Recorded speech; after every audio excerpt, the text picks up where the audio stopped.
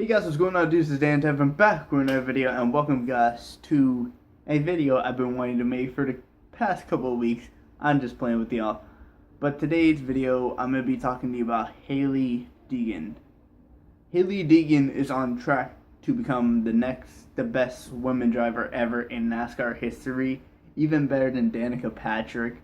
I mean, when Danica Patrick came to NASCAR in like 2013, was it 2013? Yeah, it was 2013 because 2015 was her first season full-time in the Sprint Cup. So it was 2014 in the Nationwide Series. She did pretty good. She was the person that finished the highest when it comes to females in the Nationwide Series. And currently she is in the K&N, I want to say K&N West, but I know it's probably East. Actually no, I think it's West. She drives the number 16 car. I don't know which team it is. I'm so sorry. I have to do my research. But what I've heard is that she's on track to be better than Danica Patrick, and I can clearly see that because the amount of good finishes she's been having from what I've been hearing about the ARCA series. That's it. Yeah, it's ARCA series.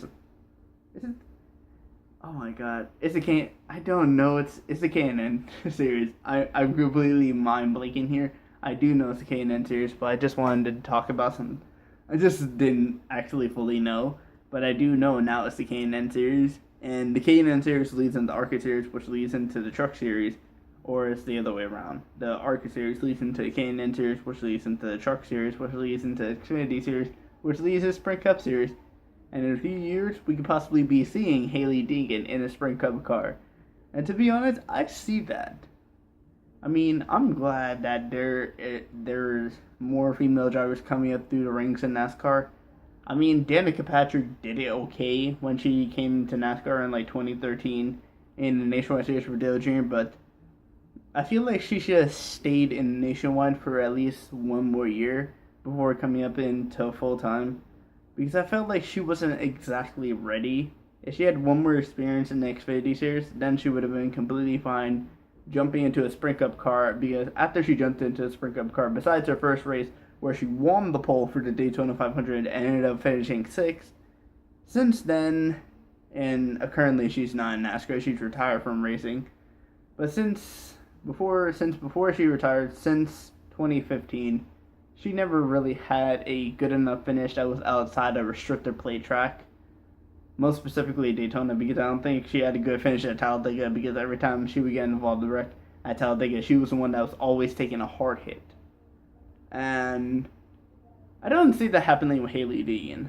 What I see happening with Hailie Deegan is that she'll consistently run good for her team. I'm not talking about like consistently run like 30th or around 26th. Like basically in the top 25, top 30s, like Danica did. I'm talking about her racing like top 20, top 15, basically every week in and week out. Because I feel like she puts in more of the work than Danica ever did. And it's clear to see from her experience. I know she hasn't won a K&N race yet, but from her finishes, which I've seen the last few races were like 6th, and then the last race I heard about was at Sonoma, where she finished 4th after starting 6th. So those are some very good finishes, and I do believe she will win a K&N series. Seriously, considering she's competing full time in one of the, I think she's competing full time in the West Series. So I do see her winning a race, and next year she's gonna stay in the K&N, I'm pretty sure, and then possibly in 2020. She's going to be moving on into the Truck Series, and from there she'll work her way up into the Sprint Cup Series, hopefully, eventually. Because this seems like the next best female driver in terms of racing in general, and she comes from a famous family, the Deegan family, that do like, I forgot what they did. They do like the trucks. I forgot what it was called. I know it has to do with trucks, and they race on the dirt, but I forgot what it was called. Okay, can you remind me in the comments, guys, because I completely am blinking on this right now. Dang, what was it called? I can't remember, but this looks good for NASCAR, and this looks set to be she looks set to be the best NASCAR female or racing female in history. Now, we'll see eventually if that happens or not. But from what I'm hearing and from what I've been kind of seeing, because I saw some of the K&N races where she was racing in, it's been looking good for her. But to be honest, I don't really know like that much about her. I don't really know that much stats, but like I said, from what I've been hearing, it looks like she's gonna be very good, which is very good for NASCAR because NASCAR needs more females in racing, and they just need more diversity in the sport to keep the sport going.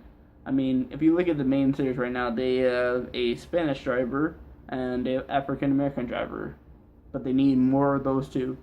They need to have more African American drivers, and they need to have more Spanish drivers. Before Daniel Suarez, the last Spanish driver to actually be in NASCAR was Juan Pablo Montoya, and that guy only won like 2 races in NASCAR, and they were both at road courses. And he should have won the Indianapolis race, but he made a mistake on pit road, blamed it on NASCAR, even though it was his fault.